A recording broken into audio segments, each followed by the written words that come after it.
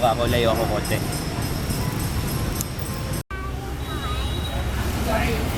Fourth stop, War Remnant Museum. Sorry, nabubulol na.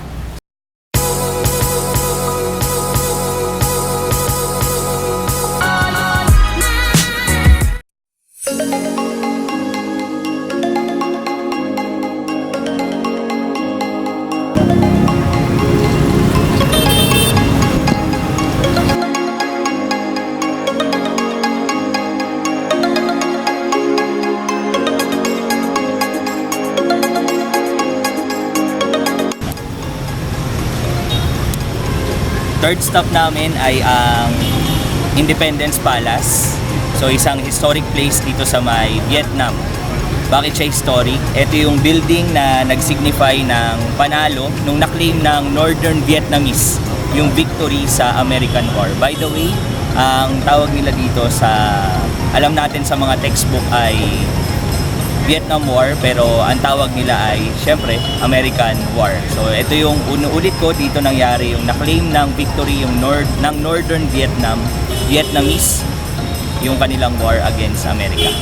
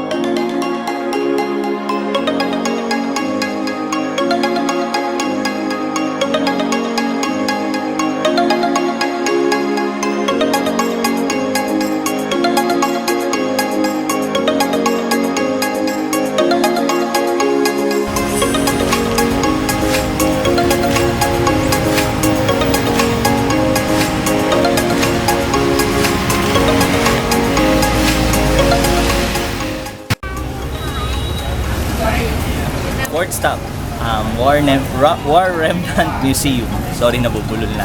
So, it's almost 11 a.m. So, fourth stop natin, pasyalan natin yung War Remnant Museum.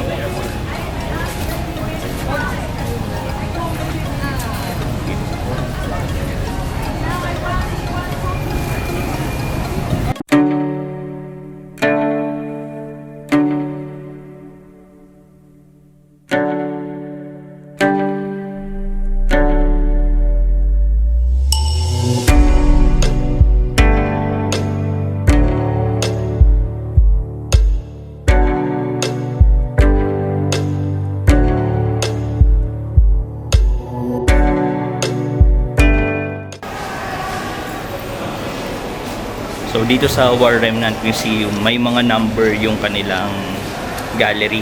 So pinaakyat kami dito sa may top floor kasi nandito yung number 1. So we will work our way down hanggang sa makarating tayo sa dulo ng gallery. Tara, pasyalan natin.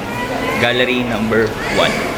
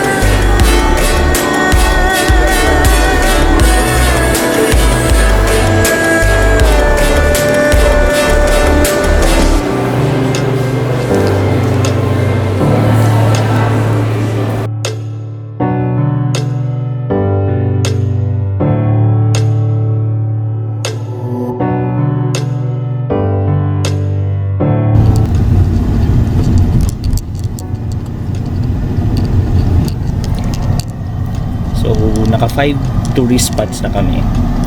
Notre Dame Cathedral, Post Office, Central Park, Independence Palace, at War Remnants Museum. So ngayon nagbook kami ng Grab para pumunta sa Bentan Market dahil medyo gutom na kami, lalo na si Baby X kanina pa nagsasabi na gutom na siya. So doon kami magla-lunch. So medyo magpapapalit na rin kami ng dala namin na foreign cash para maka food trip tayo dito sa Ho Chi Minh.